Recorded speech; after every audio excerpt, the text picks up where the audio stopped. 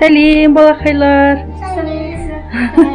Бүгін Алматы облысы Ұзынағаш жаңа құрылыс ауылындамыз. Мінекей біз Ғабит Мырза мен Орынгүл ханымның отбасына үй алып беріп, кілттерін табыстауға.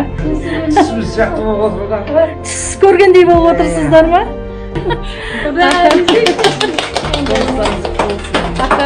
Жаңа құрылыс деген ауылды терезеден көрсетіп жіберейінші.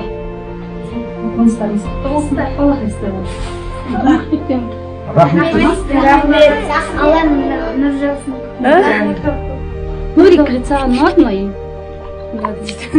Жаңа үй қоршалған. Жер үлкен, көрдіңіз бе? Көріп тұрмын, қуанып. Қуанып тұрсыз ба? Шын сияқты болып тұр.